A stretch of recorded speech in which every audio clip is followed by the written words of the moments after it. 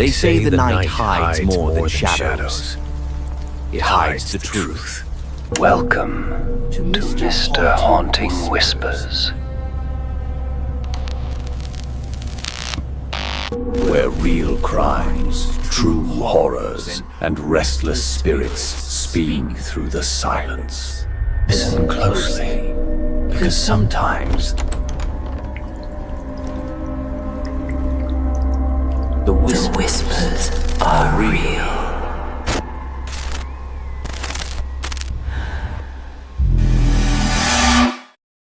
The earth remembers everything we try to bury. Every footprint, every scream, every name whispered in fear. Time doesn't wash it away, it just pushes it deeper until the ground itself begins to hum with what we've forgotten. Some places are still breathing. You can feel it under your feet if you stand still long enough. Old towns, faded roads, the air thick with something that almost remembers you back. Tonight, we dig a little too deep into places erased from maps and the names the earth chose to keep. This is Mr. Haunting Whispers TV, and you're listening to episode 7, When the Earth Forgot Their Names.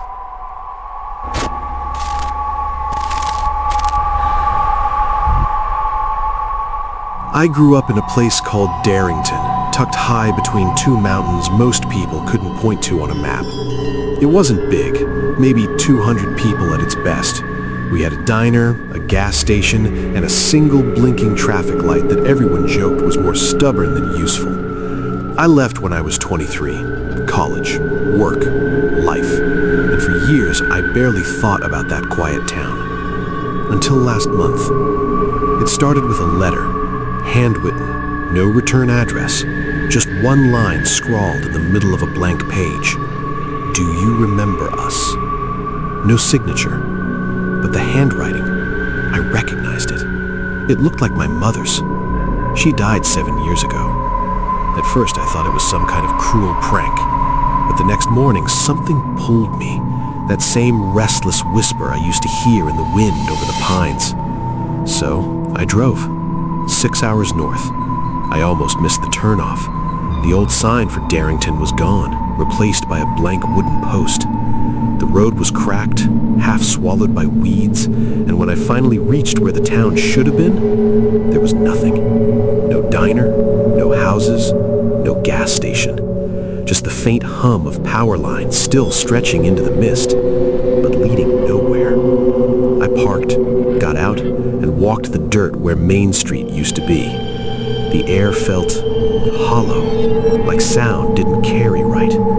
But there were marks, foundations buried under moss, car frames half sunk into the soil. And then I saw footprints, fresh ones.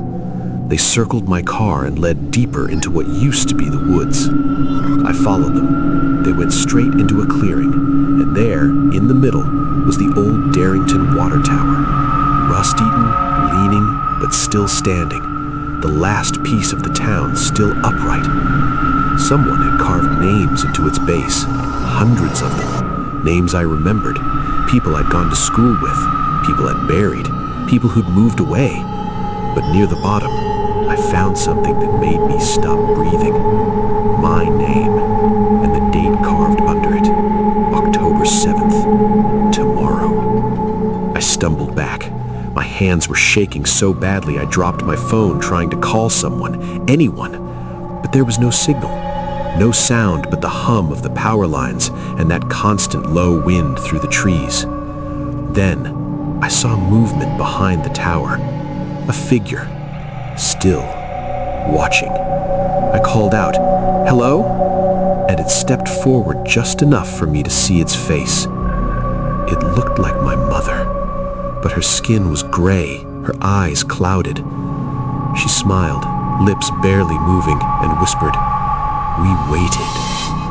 The next thing I remember, it was dark. I was lying in my car miles down the mountain road, headlights still on. There were handprints on the outside of the windows, dozens of them. I drove until sunrise. When I finally got to the next town and told the sheriff what I'd seen, he just looked at me blankly. said there's never been a place called Darrington. Said the mountains up that way were forest preserve, no towns, no settlements. But I went back online, old maps, property records, and the strangest part? Every trace of Darrington had been wiped. No archives, no census data, no records. Even the satellite view. Just blank forest where streets used to be. I didn't imagine it. I know I didn't. Because when I checked my phone's gallery that night, I found one photo that shouldn't have been there. Taken at 2:03 a.m. It's me, standing in front of the water tower. Behind me, shadows line the tree line. And if you zoom in, every one of them is facing the camera. Every one of them is smiling.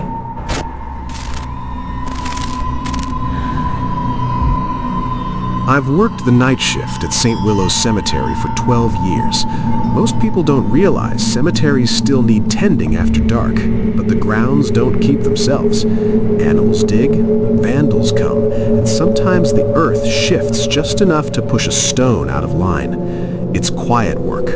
Lonely, sure, but peaceful. That's what I used to tell people when they asked how I could stand being surrounded by the dead every night. But that peace ended about 2 months ago. It began on a Thursday. The air was warm, the moon low, and the grass slick with dew. I was checking the eastern plots, the newer section, when I noticed a headstone that didn't belong. The name carved into it read, Evelyn Pierce, born 1987, died 2024. At first, I thought it was just another prank. Teenagers sneaking in with carving tools, trying to get a scare out of me. But the craftsmanship was perfect, deep, clean lettering, and the stone itself was new, polished, untouched by weather. I checked the burial logs. No Evelyn Pierce, no fresh graves. The next morning, I asked the manager if we had anyone by that name scheduled. He flipped through the books, frowning. No, he said. Never heard of her. That night, I went back to the same spot. The stone was still there, but something had changed. The date, the year of death, now read 2025. I brushed my fingers over the carving. It was smooth, seamless, no sign it had ever been altered. That's when I realized the grass at the base of the stone looked different, flattened, like someone had been standing there for a long time. I couldn't sleep after that. I started checking the grounds every night at the same hour, midnight to 3, flashlight in hand. And every few days, another stone would appear, always in the same style, always someone I'd never heard of. Harold Denton died 2027. Rita Caldwell died 2026. Thomas Rhee died 2025. I even looked them up online. Nothing. No obituaries, no missing persons, no trace. Until one night, I found my own. Alan Cooper, born 1972, died 2025. That's my name. And the worst part? It wasn't even the date that terrified me. It was the inscription underneath. He stayed too long. I called the police that night. They came, searched, and left after an hour, saying they found nothing unusual. When I brought them to the headstone, it was gone, just bare earth and grass.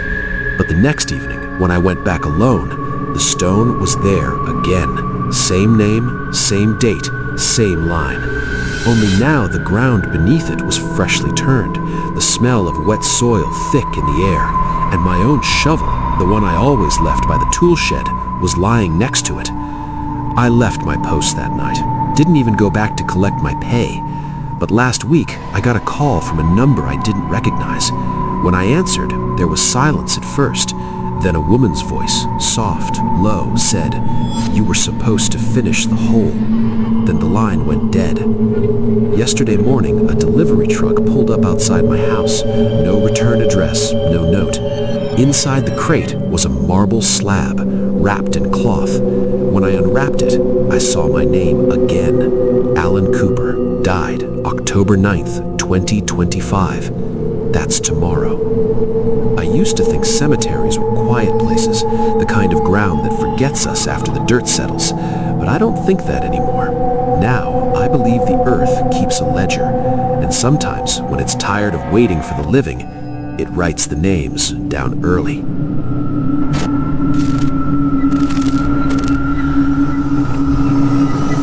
I've been driving delivery routes for the better part of 15 years.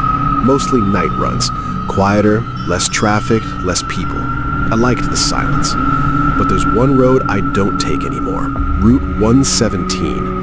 They closed it off 3 years ago after a storm washed out the old Carrion Bridge. Locals said it wasn't safe, said the support beams had rotted, that the whole thing was ready to collapse. But that wasn't why I stopped driving it. It happened one night in late October. Rain had been falling for hours, the kind that turns everything into a gray blur. My GPS kept losing signal, so I tried cutting through the old route, the one that crossed Carrion Bridge. The sign was gone. The barricades were rusted through, but the bridge itself still stood, a black stretch over a river that sounded angry even from a distance. Halfway across, my headlights caught movement, someone standing on the side railing. At first, I thought it was just a trick of the rain, but then they stepped forward into the beam. A woman, long coat, soaked hair, bare feet. She didn't look scared, just waiting. I slowed the truck and rolled the window down a few inches. "You all right out here?" I called. She didn't answer, just tilted her head slightly, like she was listening for something behind me. "Do you need a ride?" I asked. That's when she smiled. It wasn't friendly. It was slow, deliberate, like she'd been practicing it for a long time. Then she said, "You came back." Her voice was calm, almost disappointed. I told her I'd never been there before, but she just shook her head. "Yes, you have," she whispered. "You never finished crossing." The rain picked up, drumming on the hood. I started to pull away, but then she stepped right in front of the truck, her face illuminated by the headlights, and that's when I saw it. Her skin was pale, too pale, like old water had drained all the color out of her, and around her neck, a deep bruise, a perfect ring. Before I could react, she raised a hand and pointed down through the windshield toward the dashboard clock. 2:47 a.m. Then she mouthed something I couldn't hear. I turned off the wipers, leaned closer. She was saying, "It's been 7 years." I slammed the truck into reverse and hit the gas, but as I backed up, the bridge creaked, that long, deep sound of metal under strain. And in my rearview mirror, I saw figures lining the sides of the bridge, dozens of them, all facing me, all dripping with rain. They didn't move, didn't blink, just stood there as the bridge groaned beneath them.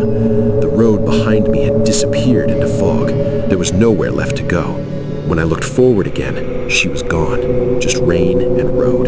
I floored it, made it off the bridge, tires slipping, engine screaming, and then the road curved up into the woods. When I finally stopped, I got out and looked back. The bridge was gone.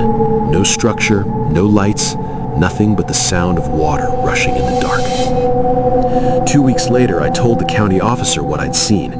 He said that bridge had collapsed exactly 7 years before that night, 2:47 a.m. A transport truck had gone over the side, killing the driver instantly.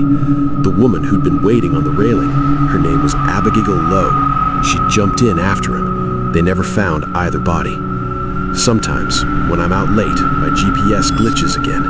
When it does, a new route appears, a faint gray line labeled 117A. It leads directly to where Carrion Bridge used to be. If I zoom in far enough, I can see a single marker blinking at the center of the river, a little white dot labeled, "You never finished crossing."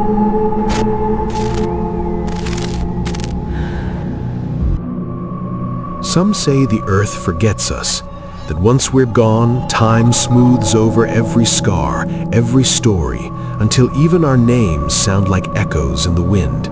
But I don't think that's true. The ground remembers. It remembers the weight of our footsteps. It remembers what we tried to bury. And sometimes it remembers the ones we were never supposed to find again.